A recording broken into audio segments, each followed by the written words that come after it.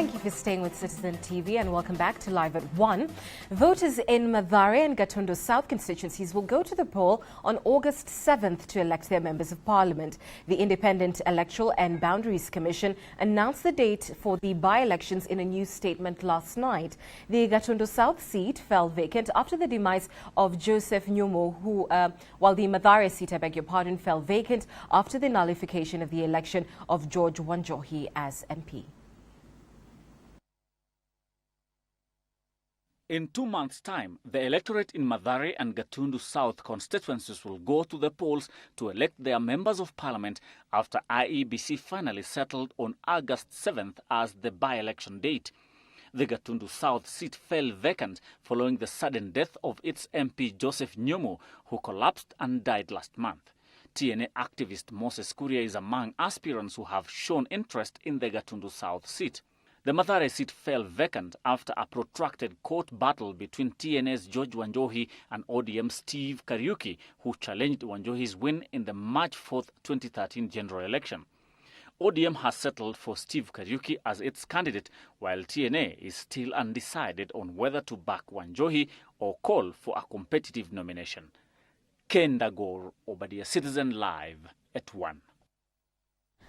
All right, we want to talk matters football now. Obviously, the 2014 FIFA World Cup got underway in Brazil last night with a colorful opening ceremony. We want to now speak to our Michael Kinyi, who's standing by with the crew from Viva Brazil to just catch up on what the latest action is. I don't know if they're ready to speak to us right now. Oh, there we are. Wahiga Moore is standing by. Wahiga, I hope you can hear me. My first question to you, there was a lot of backlash from the opening ceremony. People thought it wasn't as colorful or as Brazilian or samba as they expected. What did you think of it?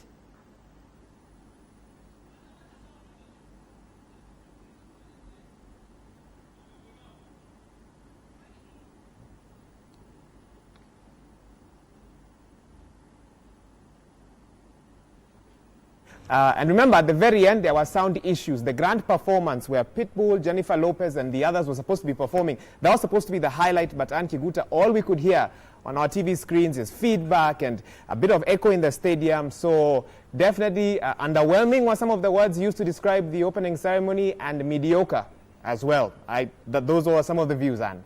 All right, Wahiga, perhaps you could bring us up to speed on the games you're expecting today. Who are the favorites? Obviously, Brazil came back from behind with that own goal, which, I mean, had, I think, the entire world, just sort of holding their breath. What are we expecting today on the pitch? Right, and of course, very, very, very good start for Brazil. A questionable goal there that came through a penalty, but again, it's a victory and it's 3 points for Brazil, and they're leading their Group A right now. Now, Group A had 4 teams. That was Brazil and Croatia. Their second game, which is Mexico and Cameroon, will take place this evening. That's from 7 p.m. to about 9 p.m. After that, we go into Group B, and a game everyone has been waiting for, Spain versus Netherlands. This is a repeat of the 2010 World Cup final, which Spain won by a solitary goal. And are Netherlands going to come back and revenge, or are Spain going to ensure that that win in South Africa in 2010 was not a fluke by winning again? Everyone is waiting to see that. Now, Anne, if you can stay awake till 1 a.m. Tonight, should I say tonight or this morning? This morning, the final game, Chile versus Japan, will be taking place. So 3 matches tonight. It's going to be a busy day on the sports world from 7 p.m. All right, thanks very much, Wahiga Moura, there in studio for us. And we'll catch up with you later on #Viva Brazil. Let's move on to other stories, and we're in Kwale now, where 4 people lost their lives in the span of 1 month in Shimba Hills, Kwale County, following rampant elephant attacks. Now, the latest victim lost his leg and is admitted at the Msambweni District Hospital. Children fear going to school with teachers in the region, raising concerns over the issue. Amos Mudama stares at the blank hospital wall, a man still coming to terms with the loss of his limb.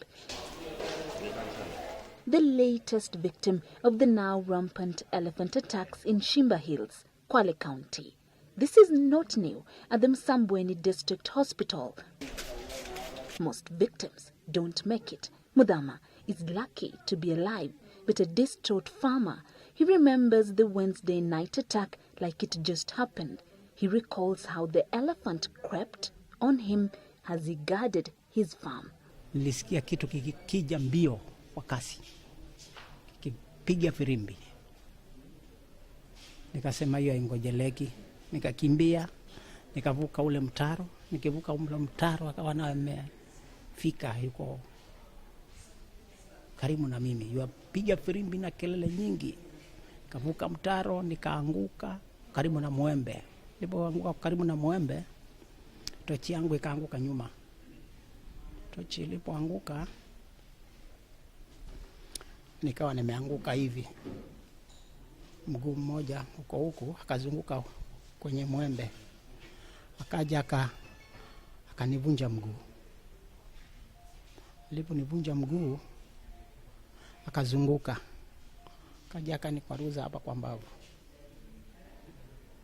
Aliponikwaruza hapa kwa mbavu, akaweka chini ile nini yake, pembe. Sasa akaniinua. The trauma of letting his leg go at the hospital was tormenting. It was the hardest decision to make. Ikabidi wakaniambia lazima huu mguu utolewe. Sasa nikawaambia basi ngojeni niwaulize, maana nina wazee na pia nina mama na watoto. Mudhama comes from a village now forced to play hide and seek with elephants, literally. Ndovu inapita huko. Hapa. Pale. Pale kwenda hivi.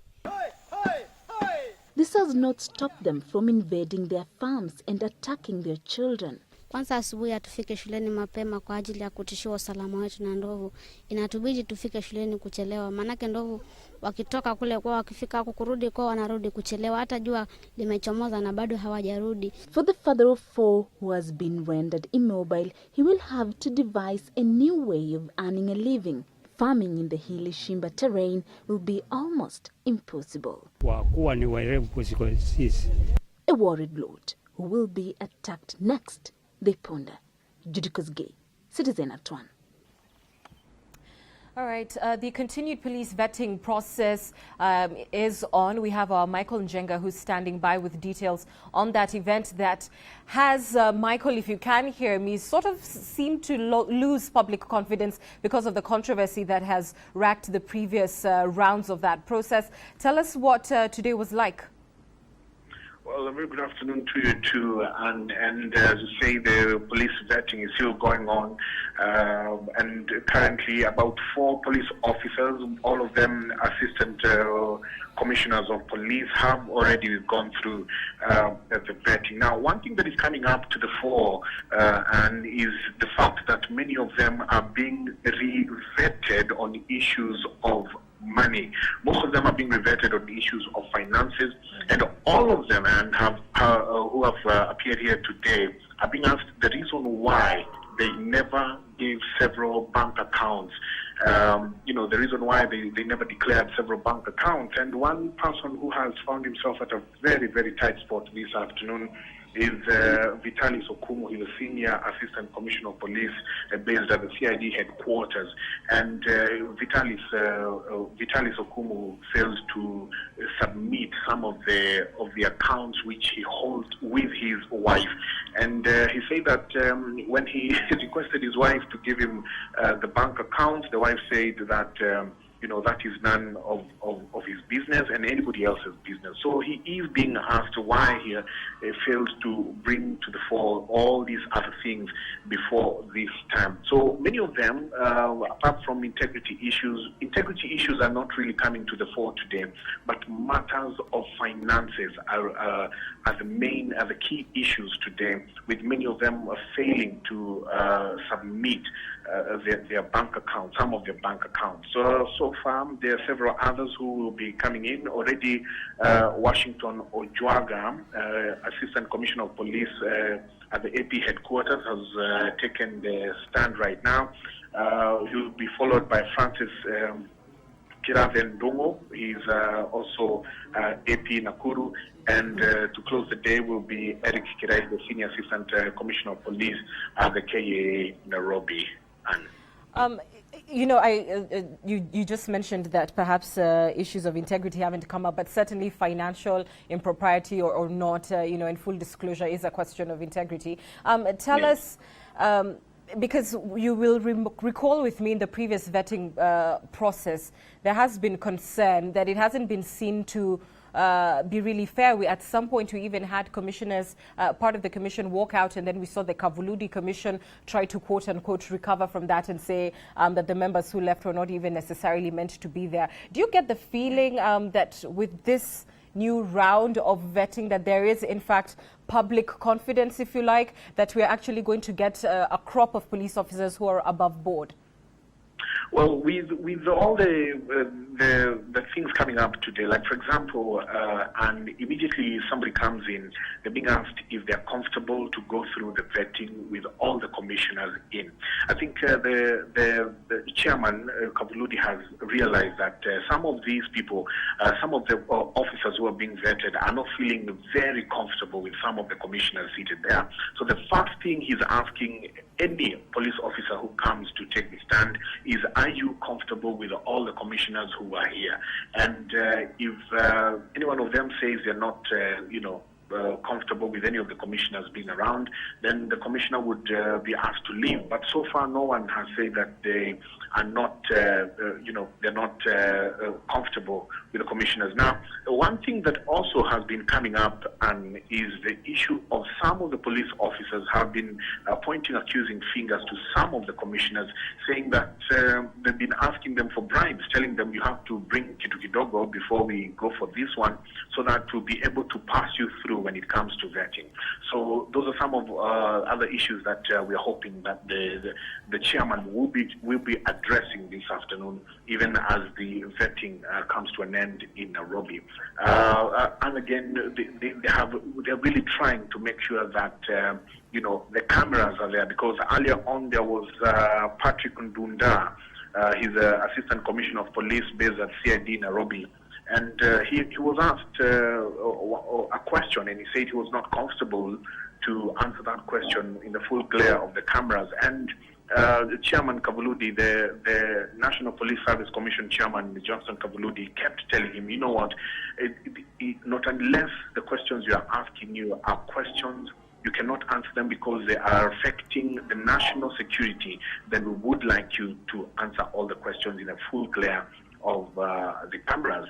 Eventually he had his way. There are some questions that he managed to answer, and we were told to go out. So the commission is trying as much as it can to try and recover from some of the things that have been going on, to show the public that the vetting is very, very clear to everyone. All right. I thank you for your reporting, our Michael Njenga there. Let's move, I believe, to Nakuru now, where barely 2 weeks after an annual 3-month ban on fishing was imposed in Lake Naivasha, the Nakuru County government has officially lifted it and instead opted for a quarterly fish restocking exercise to boost the fish population in the lake. According to Nakuru County Deputy Governor Joseph Ruto, the ban had affected over 2,000 families in the area that solely depend on the lake for livelihood. The Deputy Governor further announced that the affected fishermen had bought 500,000 fingerlings at a cost of 300 shillings in a move aimed at increasing the fish stock, adding that the restocking will be done every 3 months. You have gone this far to buy these fingerlings because we don't want to close the fishing. We don't want to stop it, so that's why we are restocking it. Naivasha MP John Kihangi, who was in attendance, welcomed the move, saying that plans are underway to set up fish ponds in every sub-county to promote fish farming. The fishermen are now calling upon the county government to set up a fish hatchery in the county for regular restocking, and further urged county government officials to help them in marketing their fish. We need to have our own hatcheries within Nakuru County so that the money remains within the county and can help in other development issues. The ban had been imposed following a steady decline of fish in the lake due to overfishing. Eunice Mwai for Citizen Live at 1. Well, we wind up this part of the broadcast from Mandera County, where that county government has entered into a contract with the Kenya Red Cross to provide specialist ambulance services for medical referrals. The one-year contract is a milestone in the history of the county that will aim to address the high maternal mortality rate due to poor referral systems. Now, only 30% of the population in the county can actually access health facilities in time due to poor roads, infrastructure and health facilities. 6 ambulances with complete medical emergency supplies, staff and equipment and mini ICU capability are now available in the county. 2 fire brigades and 5 security patrol cars were also availed. We want to urge and beg most sincerely the people of Mandera County to keep peace in this county. We cannot do that kind of development without peace. The roads I mentioned cannot be constructed if there is no peace. The ambulances cannot operate if there is no peace. The mama who is delivering cannot go to hospital if there is no peace. And it's on that note that I wind up Citizen Live at 1. It's been an absolute pleasure being with you this entire week, and I want to hand you over straight to our Viva Brazil team as they take you through all the World Cup action. Thank you for joining me. I'm Ann Kiguta. Enjoy your weekend.